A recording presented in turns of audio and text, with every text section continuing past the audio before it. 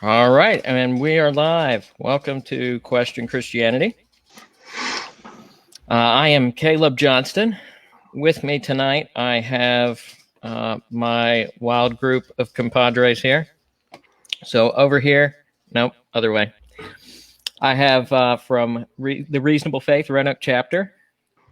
Charles Graves, yes. Happy to meet you all. Thank you. Right down here, the one and only Kevin Smith. Perfect. And down here drinking the water bottle. Honorable mention on Pete Good. We can't hear you, Pete. Pete. Mm-mm-mm. His name is Pete. Yep. Gonna work on headphones. There we go. We can hear you okay now. But now we have an echo. Echo. All right.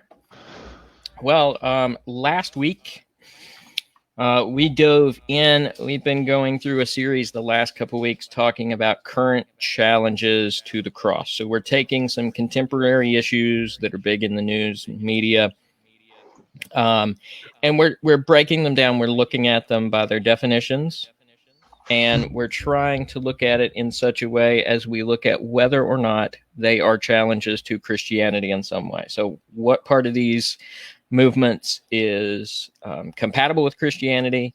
Which parts of these movements do Christians need to reject or speak out about? So we're trying to kind of take that approach. And so we've spent a couple weeks looking at the terms social justice, equality, and last week we got into the subject of critical theory.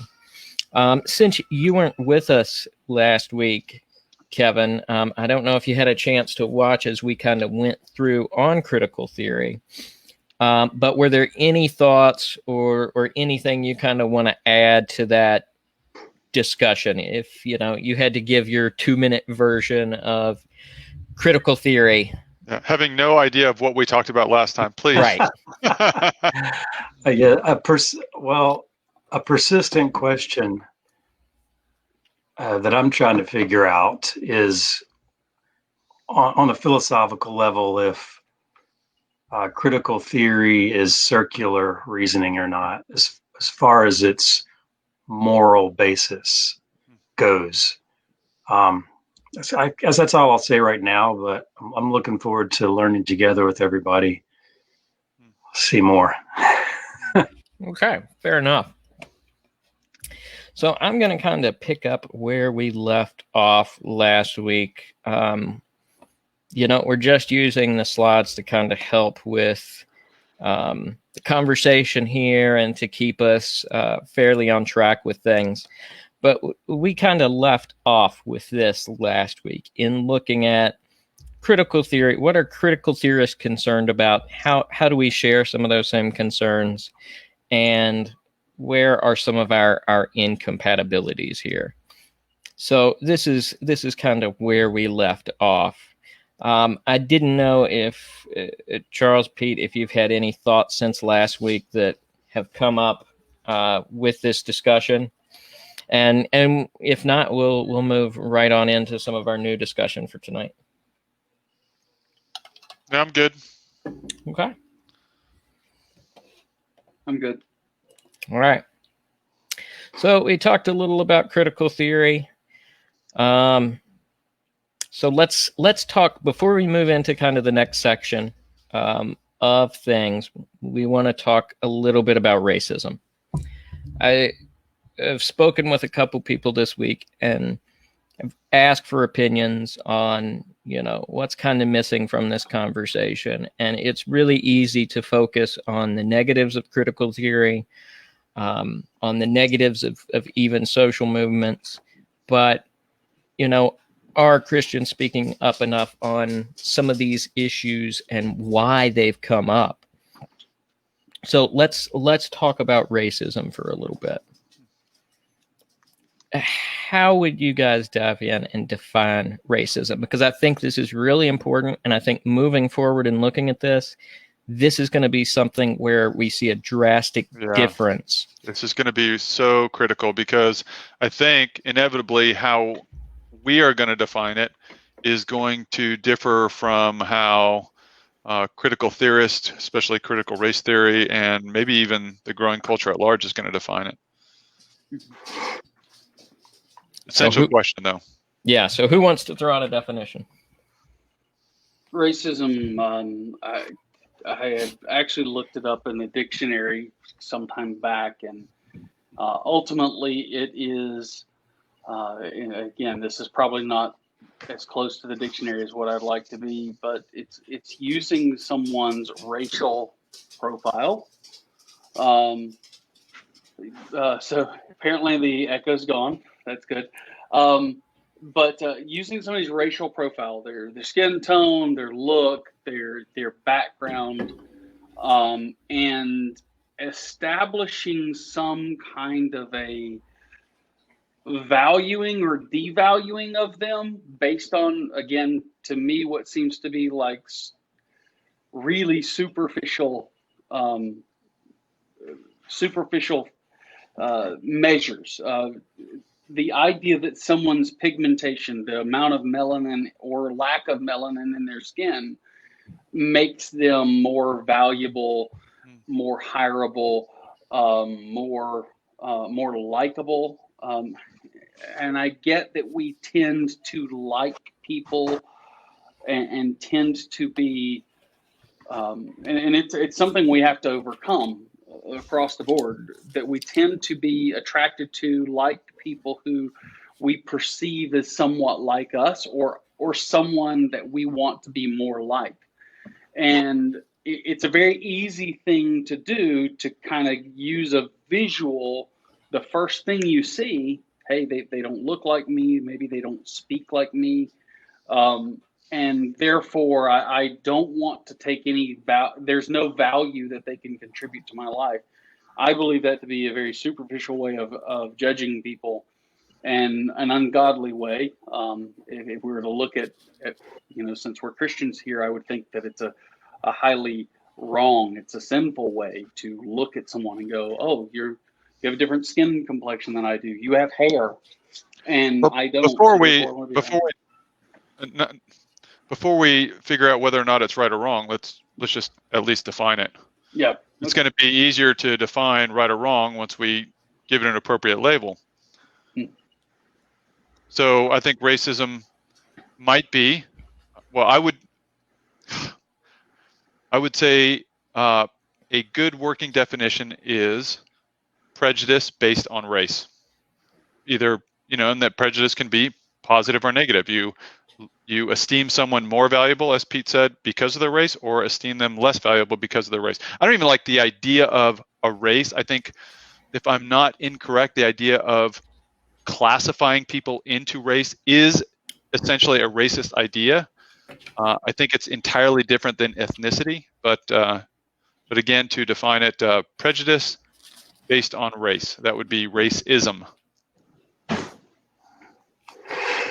Yeah, at an individual intersection, and then by the class or larger view, usually some comparison of certain races in general as being superior or inferior.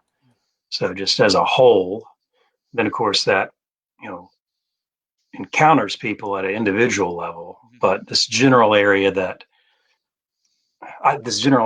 some race is superior or some race is inferior comparatively, I would say that's inherently the racist model. Yeah, and it doesn't, by the way, it doesn't have to necessarily have anything to do with skin color. So we've seen racist in Asian ethnicities. So we've seen one group of, let's say, Japanese towards Chinese, Chinese towards Koreans, stuff like that. So, which may or may not have the same color of skin. So, right. Certainly, color of skin can be something, and it's just it's also superficial that it's kind of ridiculous anyway. But to define terms, I just want, make the point that race doesn't always necessitate the identification by skin color, though it can sometimes does. When we lived in China for a little bit, one of the things we were surprised at was how many Chinese are very prejudiced against the Koreans who are just next door. And for us as new residents, just looking, visually, that was hard to perceive or understand, because they were certainly much more culturally compatible and similar, not just, outward appearance, but in big ways culturally similar to each other, much more than, say, the Chinese were to me. And yet they really loved Americans. Really, which by the really way valued might be white Europeans very highly, and looked which down might be on racist, Koreans. right? Which actually might be the positive side of the racism. Like, should they view you better because you're an American or because you're white more than a No, Korean? definitely not. I mean, We fell in love with the Chinese and think we think they're great. But yeah. anyway, yeah, it's interesting. There's a lot of complex ways this can work. Yeah. All right. So, are we going to uncork the critical theory component to this? I mean, we can at any point. Again, the slides are just kind of to help walk us through this. I'm just going to say, I think people are going to be shocked when they hear the difference. Well, while we're defining it, and we'll talk more about this. It'll actually probably be next week before we kind of get into white fragility and maybe into some of the critical race theory. But so what do you want to do? You want to dive in and talk about the differences in definition now? What's next on your slide? Because you got the 3 dots, and then so I'm kind of anticipating. Right. That was what I thought about, putting my own definition of racism down on here when I created this. But instead, is this the end of the slide? There's not quite. We're going to talk some other things about racism, but the point was I wanted us to discuss a definition of it versus me laying one out. Okay. I didn't want to kind of.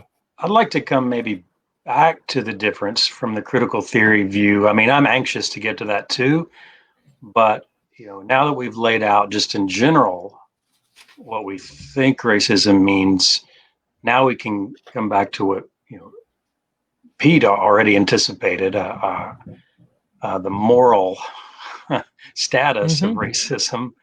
I think maybe we should just say that before we go back to the technical. I don't know. I agree, and that's actually exactly where I was going with this. So we can go that direction. One thing I think might want to be said, while prejudice based on race alone, I would say that that's wrong. At least it's starting to tip wrong. We're all prejudiced. I mean, I have a prejudice towards my wife. I like my wife more than I like anybody else. I like my children. There are prejudices that aren't wrong, and so one of the problems with the word prejudice is that it tends to be used as always wrong. I think that typically when we're talking about prejudice, and when the subject comes up, we're talking about the wrong facets of where prejudice becomes a wrong facet of relationship. But there are times where prejudice is inherent to the relationship. It's a preference towards, or maybe a non-preference or a preference against. I prefer beef over chicken. It was so there's one thing of, I don't want people thinking that prejudice is always wrong. Prejudice is a part of how we divine our preferences and our taste and our bents. Well, the semantics are important. Right. I know where you're coming from, Pete. What you're describing. Obviously, we care more about our immediate family than we do others, and that's not wrong in itself necessarily. Maybe the semantics would be we're all biased Yeah. and that can be okay. Yeah. I think just to be like super technical, the Yeah. word prejudice, it means to not have a basis for your conclusion. You before judgment, Judas, Prejudge. Right. you have you come to your opinion or position or bias Mm-hmm. without the usual reasonable justification for that. Mm-hmm. Yep. So I would, if you stuck to the real strict definition, I'd say prejudice is always wrong in some sense. But I think what he was talking about was bias, or how about Discrimination. this word, discrimination. Yep. Discrimination is not always bad. Right. We discriminate all the time. I discriminate which way I'm going to look before I cross the street. You know, I'm going to look left before I look right. I'm discriminating because, well, for non-prejudicial reasons. Hopefully I'm discriminating not based on prejudice. But there are good reasons to so there's a distinction. So and we want to, supposedly it's a virtue to have a discriminating palate, taste, wine or food, like I do by going to the Texas Tavern, clearly establishing my discriminating. I'm sorry. Okay. Back to you, Charles. We'll let that one slide. Yeah, I'm about to be booted.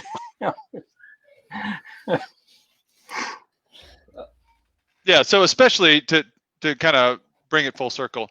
So certainly, I think the idea, whatever words we use, which I do like the bias and discriminating, it's wrong to prejudge someone, especially, but certainly not limited to, something as superficial as their race. Which, how do you even know? How are you? I don't even like the term. Again, I don't like the term race. You're automatically saying, oh, your race is this because I think I can detect something about your skin color. But leave that aside. Certainly, it's wrong to judge individuals without knowing who they are, to prejudge them and to in your mind assume or give them certain traits based on what you think their certain race is. Yeah, that would be bad. My working definition involved, acts, behaviors, and attitudes towards someone due to observed sensory features. So, it doesn't even have to be skin color, but if somebody's accent, or, something that you observe merely based on visual cues or other sensory cues in some way, and you are judging someone and you are acting or developing attitude towards them based purely on those things, that to me is racism. Yeah, so maybe we could just say simply, it's a non sequitur. It's wrong. It's a non sequitur. It doesn't make sense. Right? You can't look at someone and assume a race and then from that logically assume certain behavioral traits or characteristics. Non sequitur. I would agree. I would even say it's evil and it's a sin. Very much so. Yeah, well. Yes, it is. Even though it's unreasonable, as Charles explained logically, we do it like so many other unreasonable things, which are also sin. There's no moral justification for it, or really reasonable justification for it. And yet we do it. Yeah. Yeah, and I was reading a book by George Yancey in regards to race relations, and one of the points he made is that the church has dropped the ball in some ways, in that we spend a lot of time battling against issues such as abortion, but then we don't talk about some of the injustices such as racism as Are we battling abortion? Gosh, that'd be great too. Are we even doing that anymore? Anyway, sorry. I take your point. Yeah. I think George Yancey's a really reasonable and helpful voice, in navigating this. I read a little bit of his stuff. Yeah, I would agree. I would highly recommend him to anyone who's really looking for a Christian perspective on this. So I think I put a couple other things up here as well. Christians should condemn racism. I think that's Really? a given. You think we should? Absolutely.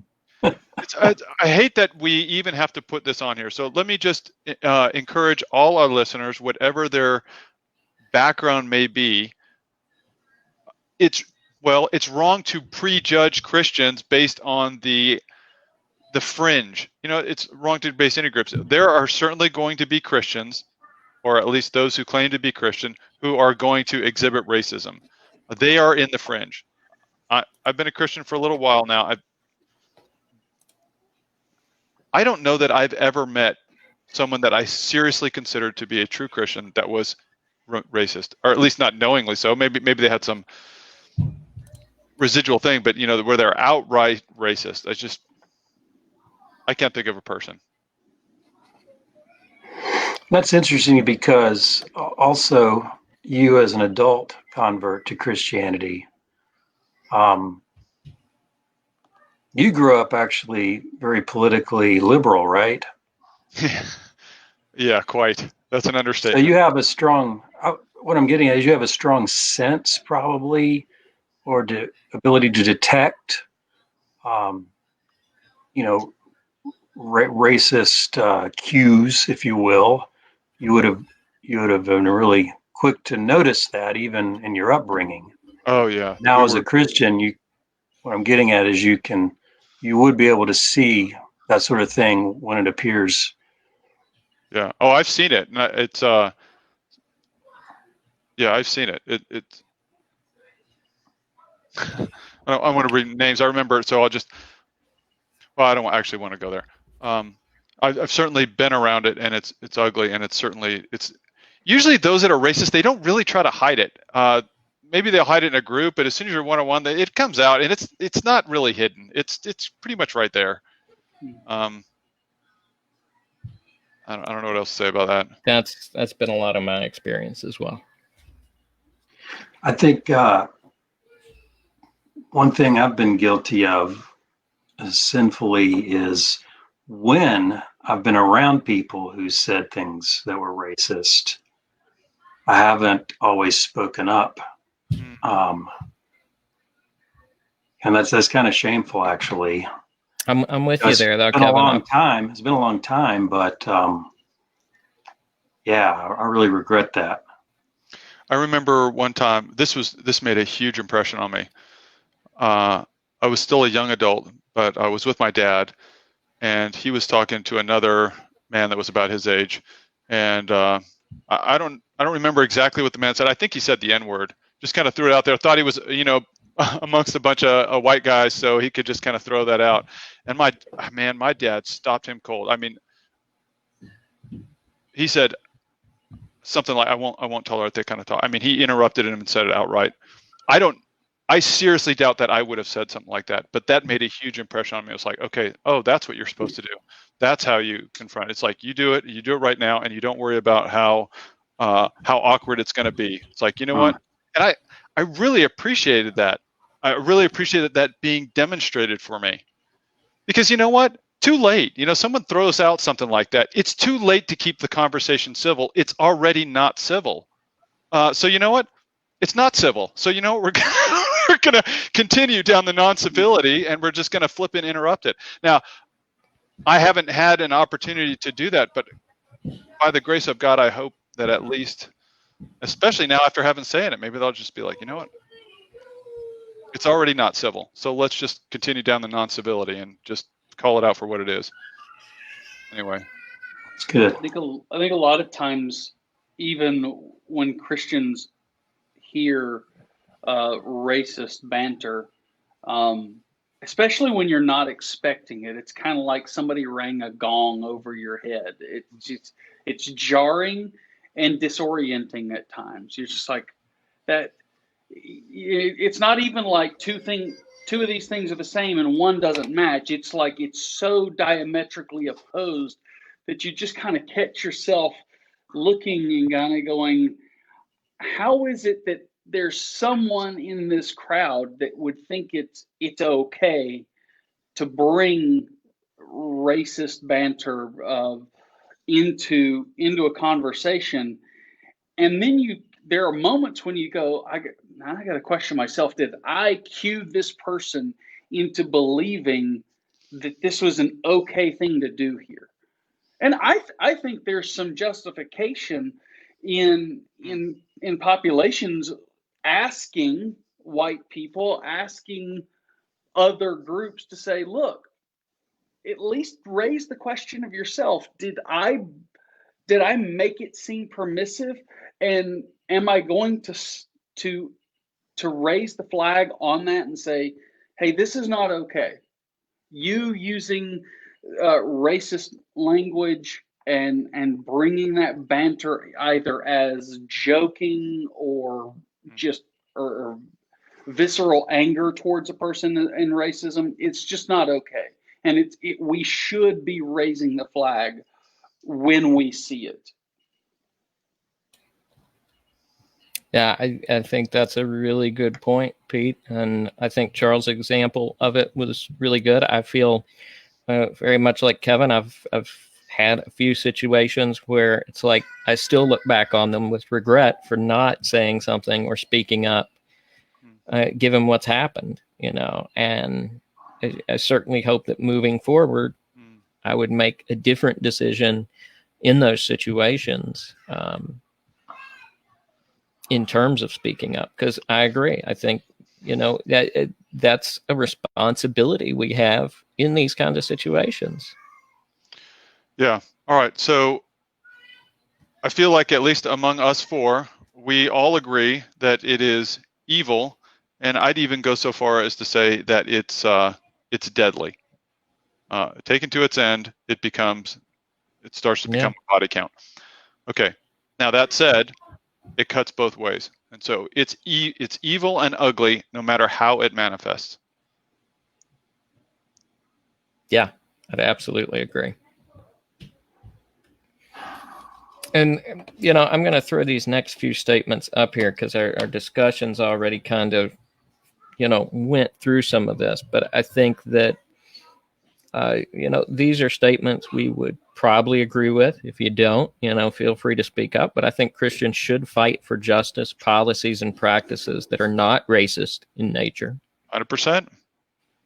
We need to listen to the experiences of others and fight for truth and justice for all people. Sure. We should not turn a blind eye to racial injustices. Of course, we just talked about this. Any thoughts on any of those or expansion on some of those points? Because I think those are things Christians should, with maybe some slight language changes, universally accept. Yeah, 100%. All I want to say is I totally and enthusiastically agree with every bullet point there, as long as we are maintaining the definition of racism that we put forward. You don't get to switch that. Yeah. Okay. Racism is evil. It's prejudging by race, either for or against any race. That should never be done. It's always evil and it's always a sin. So if we're good with that, then I'm like 110%, 100,000% on board with every single bullet point. You start changing the definition, and I'm going to start taking away bullet points. Yep. I'd like to point out how the reason why Christians can do and ought to affirm these things is on the basis that the Christian worldview provides a more coherent basis, reason for these moral urgencies. I don't think that any other worldview, that doesn't have a transcendent creator, an objective basis for truth and moral truth, just has the rational grounds for upholding these things the way it does. That's not to say that people in those other movements, religions, or worldviews don't fight for good things. I'm just saying that we have a much better reason for it. They have a grounding problem. We don't. Right. Yeah. I'm so glad you brought that up. Yeah. So as Kevin was bringing up, and Caleb, stop me if you've got this somewhere further in the presentation. As Kevin was bringing up, that the Christian worldview, the foundation of the Christian worldview found in Scripture, one of the parts that it deals with, and it's Ephesians chapter 2, where it deals with, that Christ actually brought us together, and he actually mended not just visible differences, but very deep cultural differences. In Ephesians chapter 2, verses 11, he actually says, "Therefore remember that at one time you Gentiles," now the Gentiles and the Jews were diametrically opposed in a lot of ways. "You Gentiles in the flesh, called the uncircumcision." The Jewish people, they looked down on people that were Gentiles in those days.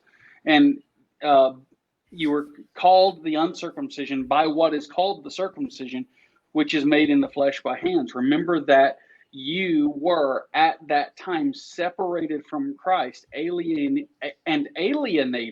from the commonwealth of Israel, and strangers to the covenants of promise, having no hope and without God in the world. But now in Christ Jesus, you who were once far off have been brought near by the blood of Christ. So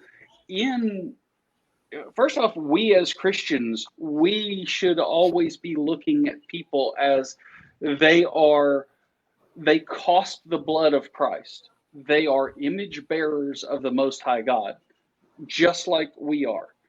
And in the church, outside of the church, we should be looking at these people as having that value, that Christ would die for them. And that, of course, has been made as a part of the church. And I don't want to say we're only for people who don't look like us when they're in the church. No, it should literally span across all of the population of the world. And it is our hope and our goal that they would come to Christ. Don't want to get too far down that rabbit hole, but no, I think that's an excellent point. Yeah, the basis for human dignity is most strongly grounded in the Christian worldview. It's a serious thing. Yeah. I think serious Christians should take that seriously. Yeah. Yeah. So all the more shameful when we don't keep our own principles. Yeah. So certainly I think we'd all have to admit that there are going to be people out there who title themselves Christian who are racist. And sure, I think sometimes what some people would say is, see, there those Christians go being racist. Now, that I think that's unfair. But even more than that, the solution to that is not less Christianity. It's more and a deeper understanding of Christian. Those people need to be more Christian, not less Christian. I would say they'd actually need to be Christian, but that being said, the issue is not that they're Christian, it's that they're not Christian enough. Then they don't get it. We might say that sanctification is a kind of a multisyllabic SAT word to talk about God's changing of a person when they've come to Christ. When maybe something, if they're a new Christian or maybe an ignorant Christian, they should have. That's where a godly brother might look at them and say, "Hey, I know you profess Christ as Lord, and yet you're saying things that are highly racist and charged." There is forgiveness. We're not saying, "Hey, you committed, a mortal sin and therefore should be outcast forever." It's rather one of those places where, like we're told in James, that we should then bring our brother back to the cross. Yeah, that's a good point. Someone might be new and bring in sins, as we all did when we became Christians. You're not good enough to become a Christian ever. But yeah, if someone is racist when they come in, I think it would be very appropriate to literally say something like, "What the hell? What are you doing?" It should be part of discipleship. What in the hell are you bringing into this church? Mm-hmm.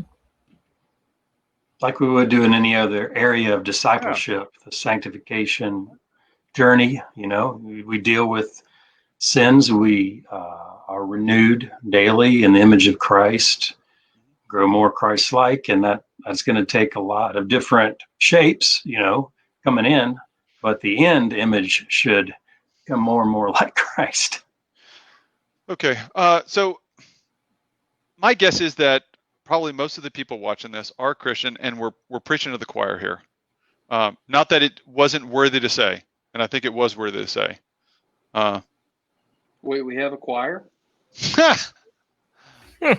There's another side of this coin that I think we also should rightly address. Agreed, and we will get there. Before we kind of get to that point, and the reason we're taking it so slow through this is I think definitions are so very important in everything we're dealing with, and it really is the key to where disagreements come up in this is down definitionally. Yeah. So we're gonna first talk about Black Lives Matter. We're gonna talk about the statement for a little bit, and we're breaking this down and looking at the statement, and then we're looking at the organization as well. Okay. And then we will finally get to critical race theory and where definitional differences come in.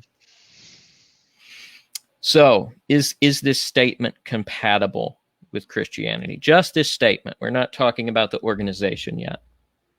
100%. I don't have a problem with it. I like it. Yeah, absolutely. I think it's fundamentally true, as we've talked about, because human life has value because of us being image bearers of God.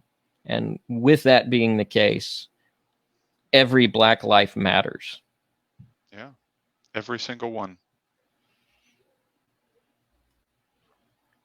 So how do we respond? I think we should universally agree with it. Yeah. Yes. And I think the one important distinction to bring in here is that we should be careful not to respond with a shallow response that devalues the reasons behind this statement. Go ahead, say it. We all know what you're talking about, so just say it. I think it is shameful, and I think it is somewhat arrogant to respond, all lives matter. And why is that? Because there is a reason this statement has taken such great meaning in the culture at this point in history. Mm-hmm. Because there is a fight to recognize some of these injustices that are being committed against the Black community. And to respond with all lives matter as a response is devaluing that statement. It's dismissive. Yeah, it's dismissive. Exactly. The best metaphor that I heard on this was from Al Mohler, and he said it would be akin to saying something like, well, I'll let him speak for himself. He said it's akin to saying something like all lives matter in 1938 in Germany when the Jews are getting hauled off to the concentration camps. It's like, yeah, you're right. All lives matter. However, right now, all lives aren't really the main focus. There's a certain group of individuals that is experiencing a dramatic risk.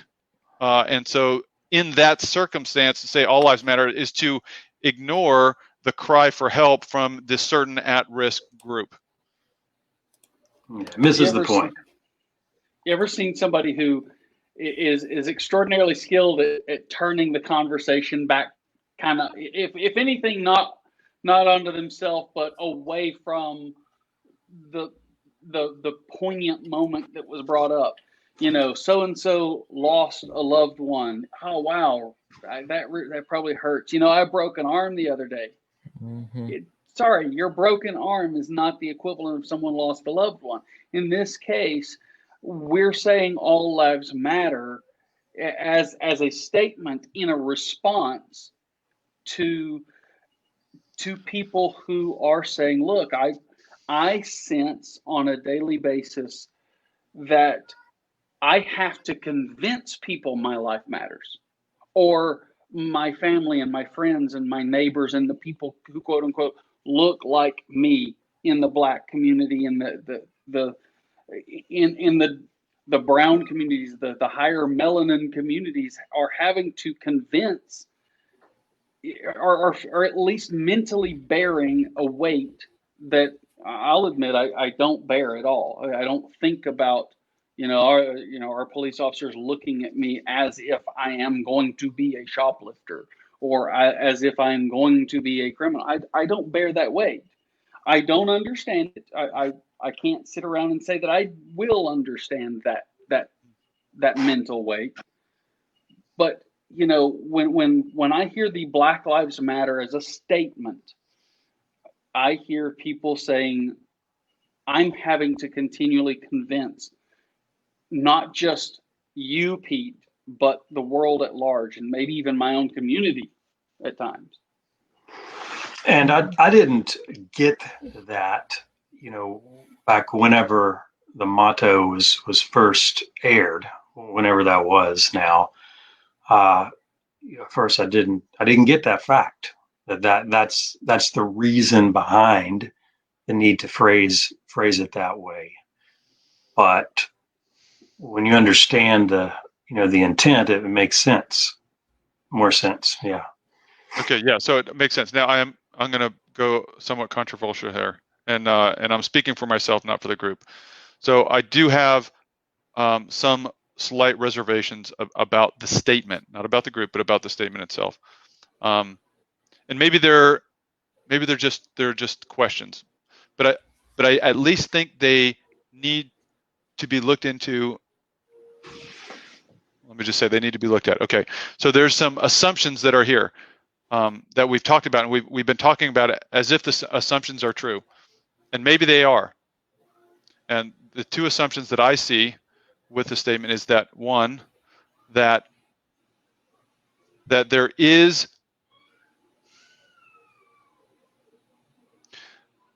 let me go with statement number two before I go to number one, that there's an assumption here in the statement that Black Lives Matter, that it seems like there's an assumption that it's non-Black people that are putting Black lives that matter.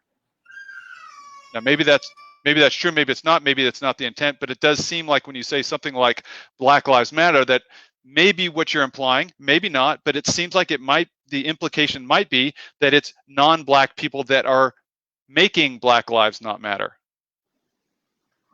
And maybe that's true, maybe it's not, but I think it's at least a question that needs to be asked. And the other one is that there is actually a problem. Now, I know people are going to be screaming like, of course there's a problem, don't you have your eyes open?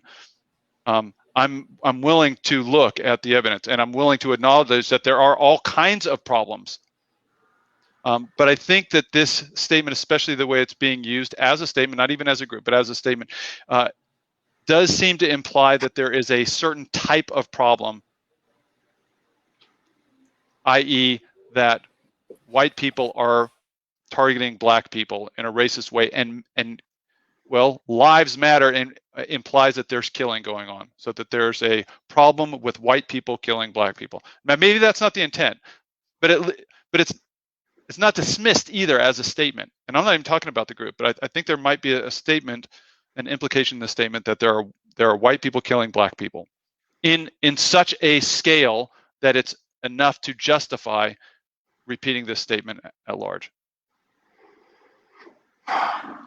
It's possible that, and the implication isn't there directly, just semantically, but any short motto makes you wonder, okay, what's the context or the intent, behind that? So, yeah, naturally, all sorts of implications run through your mind.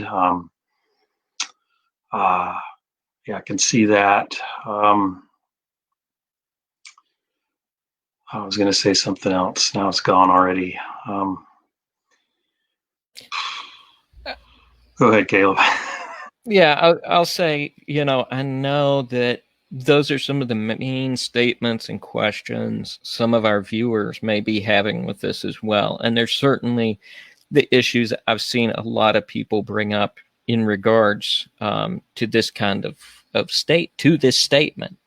I think those concerns are valid as long as we look at them recognizing first the emotion and reasons behind this. And then I think they are valid things to look at, but we have to recognize, I think, the pain and emotion behind this before we can do that. Yeah, that's actually, I really fully agree with that too. You know, someone's in grief and this is the way they feel emotionally, whether or not it's right or wrong. And I'm not saying it's right or wrong. I'm just saying, I totally get what you're saying. When someone's grieving and this is at least their starting point, then I think we can come alongside them and say, let's talk about that. Tell me about the grief you're feeling, because there might well be something there. And if notice that I didn't bring this up first, I brought it up second. Right. And I think that is the right place for it. But I do think it should be brought up. But first, I do think we need to emotionally empathize with those who are feeling this, because, you know, it's too easy for anyone on any side of the aisle to reach for the nearest statistic and then dismiss the sentiment. So, I mean, what if it's true? And maybe it is. Maybe it really is. Maybe white people really are putting, in large, black lives at risk. Maybe that's true. If it's true, I want to know. And if it's true, I definitely want to do something about it. And so hiding behind statistics isn't the initial response. But I don't think we need to ignore it either. So yeah, I think probably the way it works out is I think the logo is generally is used to imply that there's a larger systemic problem, which, you know, the dominant group or majority group through power has put in place, you know, wittingly or unwittingly, consciously or not, that is systemically endangering Black lives. So of course we're getting ahead of ourselves there with the systemics. Yeah, No, you're critical race theory. Power. You went to power. Yeah, power. But then the other thing is, you know, which you've already addressed, is when we encounter it, what is my natural reaction? Well, you know, the very first time I encountered it, it's just perplexity. I'm not sure, you know, before I understood, you know, why is this being said? What's, you know, where are we going with this? But then I think a lot of times the Christians can react, like they can just react into a defensive mode. And I think that's why it's quickly changed. You know, the rebuttal is, well, all lives matter. Where are you going? Are you trying to pin something on me? So defense mode. So what's my reason for reacting the way I do, as much as asking what's their reason for saying that, what's your intent to begin with? So this mutual understanding needs to come out. So we should look at each other as individuals and sympathize.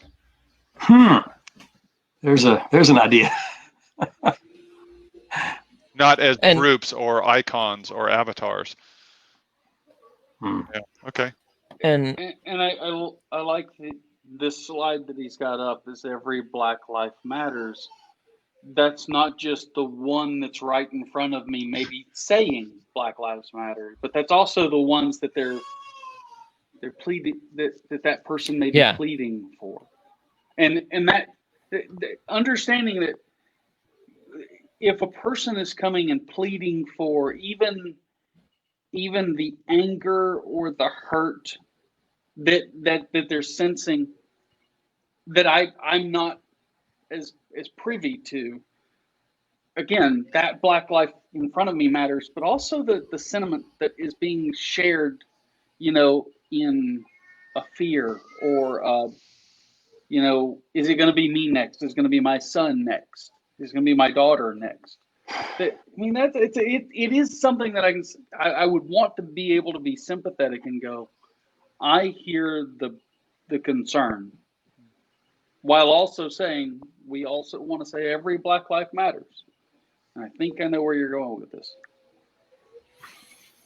Yeah, so before we kind of move on, you know, I'm not sure exactly what the makeup of our audience is, But Right. I know even defending this statement may be something that is already making some of our viewers go, I don't know about this.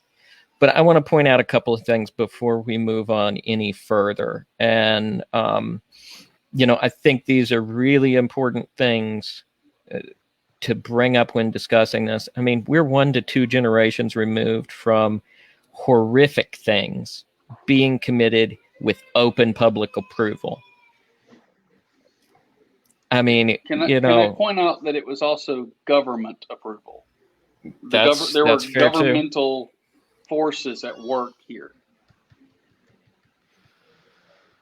That's true. My concern is more that, yes, government did approve of some of these things, but the fact that we allowed these to be policies within the government is probably the more concerning aspect to me. We are only 1 generation removed from the absolutely horrific acts being committed with open public approval and open public disapproval. It's important to say both. It's not That's like a good point. every single person. I mean, there was the abolitionist movement. There was a huge outcry against it, as there was a huge cry to maintain it.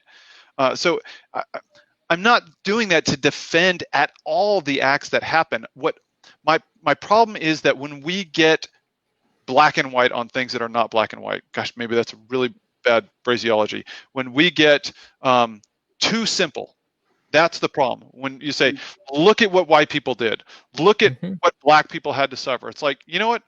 Some of these white people weren't here and some of these black people weren't here. However, it was totally horrible for the ones that were. It's like, I'm not dismissing at all how horrible it was. I'm saying when we say all these X people did these to all these X people, man, that's when you start prepping for the body count. It's just too easy. Now I know that wasn't your intent, and I'm enthusiastically agreeing with what you're saying. It wasn't that long ago that really horrific things happened with public approval and public disapproval. That's a good point, and I think that's a fair addition to the statement. So I don't want to occupy a ton of time. An anecdote, and this is something that my dad's passed away since 2008. An anecdote that my dad shared with me when he was younger. He said that when he wanted to buy something, his dad told him, you don't need money from me, you need to go to work. And in his day, in the 50s and 60s, it was common for people that cotton was still being picked by hand. And my dad went out into the field and began picking cotton. And they would lay a blanket out, you'd pick cotton, and your goal was to fill this blanket up large enough so that you would take it, and then you would get paid an amount, and I don't know how much it was. And he noticed he was doing a really good job until finally he came to that blanket, and he realized there was a black lady who was filling the same blanket, and she looked at him and just said, "You can have it." And he told me, he says, I look back on that day, even from my old age, and I look back and regret having taken it. I was younger than her. I could have picked faster and longer and just let her have it, but I took it. And that's one of those places where I would look at him and go, he was benefiting from the fact that he was the white guy picking cotton in a field. And, I look at it and go, gosh, yeah, that's one of those places where I would hope that if I were in that day and age, that I would have done what my dad should have done. And he admits, he says, I was wrong in what I did. I benefited from her work. And, that the 2 generations, 2.5 generations might be looking back at slavery and going, hey, this woman was clearly doing undesirable work because it might have been all that was available to her because of again, at that point being a generation and a half away from slavery.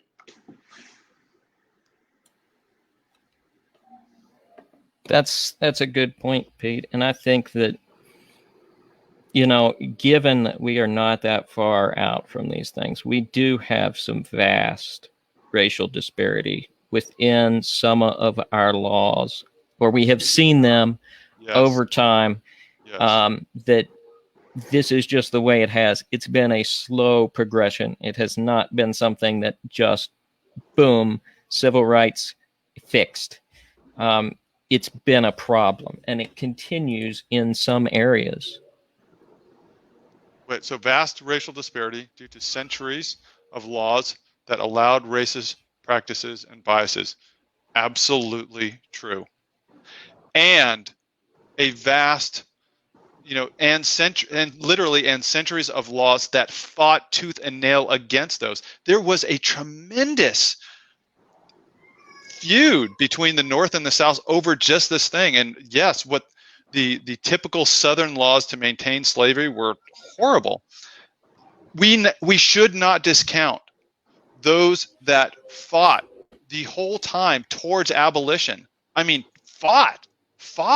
Mm-hmm. We went into a civil war over this thing, and it wasn't just over states' rights. That was kind of the thing. That was the technical thing, but the North was fighting against it as much as the South was fighting for it. And we just have to remember both, because it's not been as we will hear, the history of the United States is not all bad. There was much, much good that came about, and much bad that also came about. But we can't ignore either. You can't ignore either. You can't ignore the bad. You can't ignore the good. You're absolutely right. So, one of the other things is poverty inequality is significant. I don't know all the reasons for that. I think there's so many things we could look at, but I think it's impossible to not tie it to some of the laws over the past few centuries. And this point should break Christians' hearts, because there's also a significant correlation between poverty rates and abortion rates. Christians are quick to raise the point that, well, why aren't we doing something about abortion? Because the Black abortion rate is much higher. But we have to look at one correlation as to why that is, and that's the poverty inequality that has been caused by some, or has at least been contributed to by some of the laws within this country. That should break our hearts, I think.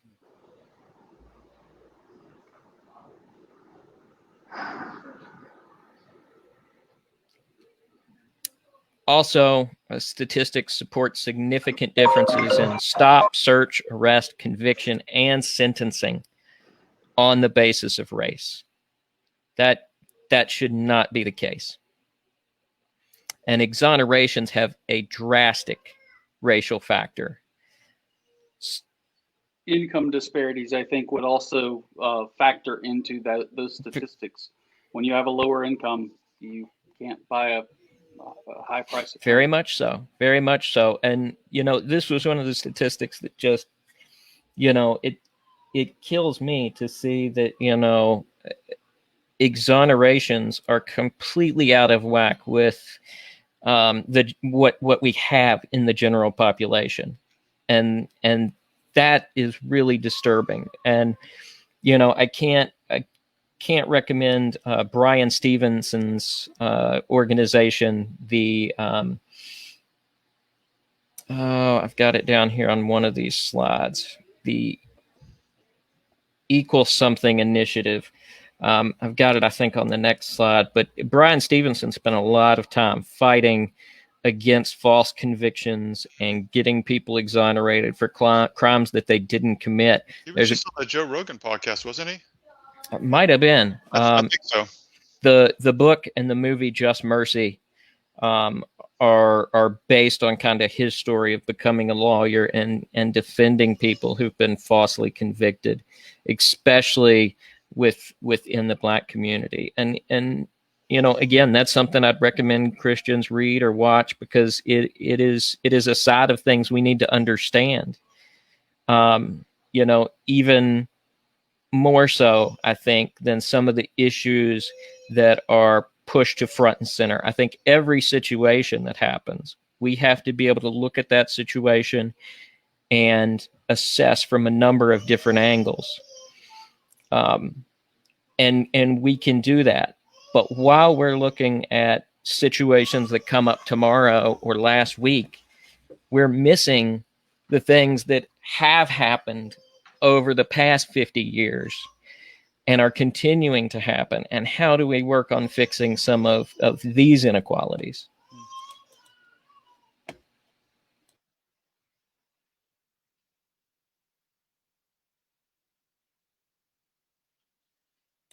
The Equal Justice Initiative is Brian Stevenson's group. So that's one worth checking out, because I think they're doing a lot of good work, and the reason they're doing it comes very much from Brian Stevenson's Christian background. That's why he believes in the things he does.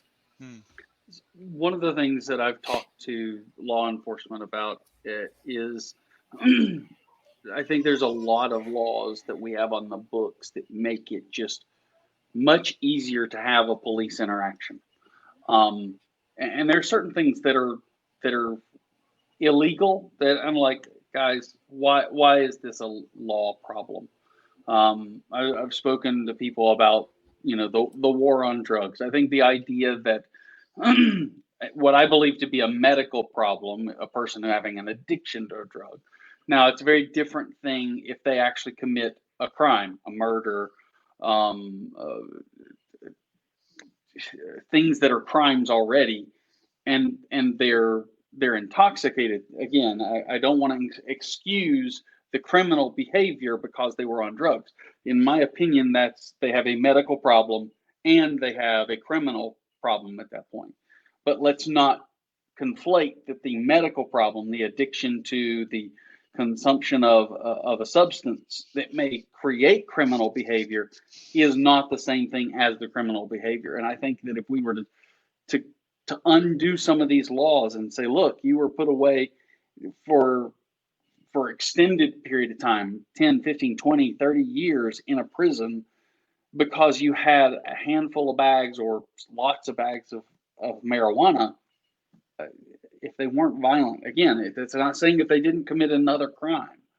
But again, I think there's a lot of laws on the books that makes it easy to have a police interaction, and kind of goes back to that third from the last bullet point that creates a reason to arrest and convict and sentence a person, again, in that case, with a large weight against them, leaning based on race.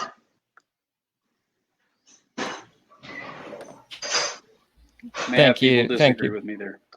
Thank you for that point, Pete. I think everybody's raised really important points tonight. We've ran a little bit over, but I want to give anybody a chance to say any kind of final thoughts they feel are critical for kind of this section of the conversation. We've tried to focus tonight very much on some things that are often missed in this kind of conversation. We're going to talk about the Black Lives Matter organization next time, and we're going to get into critical race theory as well.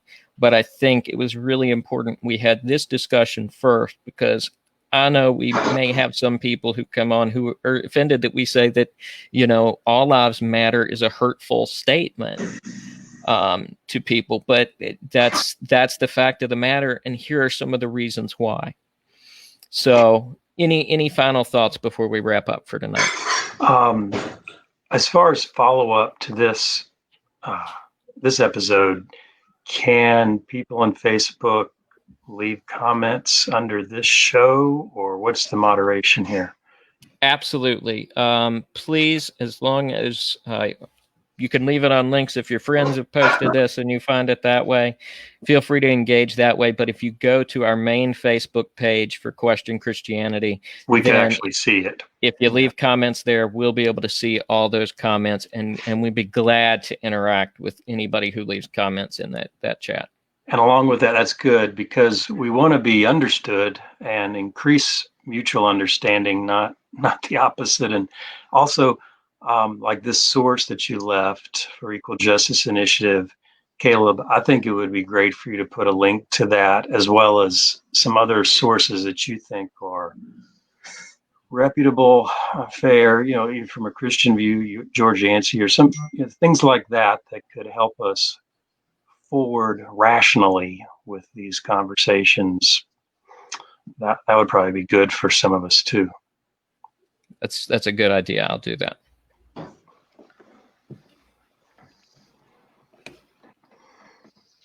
All right. Well, I will take the silence as meaning we are good for now. Yeah. We will be back in 2 weeks.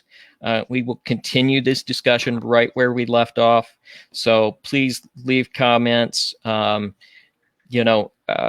our Facebook page so that you get notified when we go live again. Do the same with our YouTube. The videos are a day or two behind there, but feel free to check that out. See the last couple conversations we've had, and come back and join us in 2 weeks, and we will have a continuation of this discussion and continue to look at these issues and really make some of the expansions on it that we talked about this week, because there is a lot of nuance to these things, and we're trying to be very careful in our approach and how we go through to make sure we're addressing kind of all angles. So please let us know how we're doing and join the conversation with us.